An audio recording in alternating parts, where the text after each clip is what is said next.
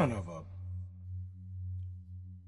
Let us make the cuil a unit of measurement, where one cuil equals one level of abstraction away from the reality of a situation. The example, you ask me for a hamburger. At one cuil, if you asked me for a hamburger, I would give you a raccoon. At 2 cuils, if you asked me for a hamburger, it turns out I don't really exist. Where I was originally standing, a picture of a hamburger rests upon the ground. At 3 cuils, you awake as a hamburger. You start screaming only to have special sauce fly from your lips. The world is in sepia. At 4 cuils, warum sind wir Deutsch sprechen? A mime cries softly as he cradles a young cow. Your grandfather stares as you the cow falls apart into patties. You look down to see me with pickles for eyes. I am singing the song that gives birth to the universe. At 5 cuils, you ask for a hamburger. I give you a hamburger. You raise it to your lips and take a bite. Your eye twitches involuntarily. Across the street, a father of 3 falls down the stairs. You swallow and look down at the hamburger in your hands. I give you a hamburger. You swallow and look down at the hamburger in your hands. You cannot swallow. There are children at the top of the stairs. A pickle shifts uneasily under the bun. I give you a hamburger. You look at my face, and I am pleading with you. The children are crying now. You raise the hamburger to your lips. Tears stream down your face as you take a bite. I give you a hamburger. You are on your knees. You plead with me to go across the street. I hear only children's laughter. I give you a hamburger. You are screaming as you fall down the stairs. I am your child. You cannot see anything. You take a bite of the hamburger. The concrete rushes up to meet you. You awake with a start in your own bed.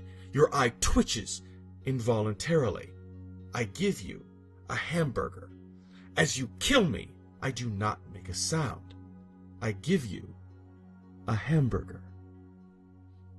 At 6 cuils, you ask me for a hamburger. My attempt to reciprocate is cut brutally short as my body experiences a sudden lack of electrons. Across a variety of hidden dimensions, you are dismayed. John Lennon hands me an apple, but it slips through my fingers.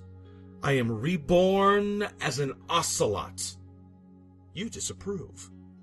A crack echoes through the universe in defiance of conventional physics as cosmological background noise shifts from randomness to a perfect A-flat. Children everywhere stop what they are doing and hum along in perfect pitch with the background radiation. Birds fall from the sky as the sun engulfs the earth. You hesitate momentarily before allowing yourself to assume the locus of all knowledge. Entropy crumbles as you peruse the information contained within the universe. A small library in Phoenix ceases to exist. You stumble under the weight of everythingness. Your mouth opens up to cry out and collapses around your body before blinking you out of the spatial plane. You exist only within the 4th dimension. The fountainhead of all knowledge rolls along the ground and collides with the small dog.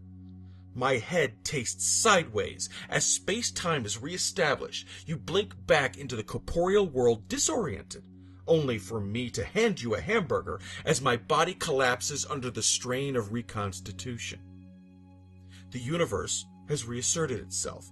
A particular small dog is fed steak for the rest of its natural life. You die in a freak accident moments later, and your soul works at the returns desk for the Phoenix Library. You disapprove. Your disapproval sends ripples through the interdimensional void between life and death. A small child begins to cry as he walks toward the stairway where his father stands. At 7 cuils, I give you a hamburger. The The universe is engulfed within itself. A bus advertising hot dogs drives by a papillon. It disapproves. An unnatural force reverses Earth's gravity. You ask for a hamburger. I reciprocate with a mildly convulsing potato. You disapprove. Your disapproval releases a cosmic shift in the void between birth and life. You ask for a hamburger. A certain small dog feasts on hamburger patties for the rest of its unnatural, eternal endurance. Your constant disapproval sends silence through everything. A contrived beast becomes omnipotent. You ask for a hamburger. As I give you a hamburger, your body becomes an unsettled blob of nothingness, then divides by 3. The papillon barks. The universe realigns itself. You, the papillon, and the hamburger disapprove. This condemnation stops realignment. Hell freezes over. A pig is launched into the unoccupied existence between space and time with a specific hamburger. You ask for a hamburger. I give you a hamburger. It screams as you lift it to your face. You laugh maniacally as I plead with you. You devour the hamburger as it pleads for mercy. I disapprove and condemn you to an eternity in a certain void where a certain pig and its specific hamburger are located. The Universal Space-Time Continuum Committee disapproves of my irrational decision. You are locked away and are fed hamburgers for the rest of your natural existence. A pickle refuses to break down during the process of digestion. You die in a freak accident. A certain pickle lives the rest of his life in a comatose state. Your soul disapproves. Down the street, a child cries as a hamburger gets stuck in and climbs back up her esophagus. You ask again for a hamburger. I refuse to reciprocate. You demand a lawyer. I remind you harshly that this is the New World Order. Lawyers no longer exist, only papillons. Your name is written on a list of sins. Blasphemy! You ask for a hamburger. The comatose pickle vanquishes your soul from this universe. Realignment occurs. You beg for a hamburger. A certain papillon's name is written on an obelisk in Egypt. Mumble. Peasants worship the obelisk. Your soulless corpse partakes in the festivity. Hamburgers are banned universally. The sun implodes. All planets cease to have ever existed. Mercury, Venus, Earth, Mars, Jupiter, Uranus, Neptune, Pluto is the only mass in existence. Conveniently, you are on vacation there. Your need for hamburgers reestablishes space-time. Earth is recreated under your intergalactic rule. Hamburgers are your army. You wake up. Clowns! Clowns everywhere! Your dream rushes to meet you. You are kidnapped. You ask for a hamburger. They hand you a hot dog. At 0 Cuil, or absolute Cuil, I ask you for a hamburger, and you give me the epitome of all hamburgers to the most subjective detail.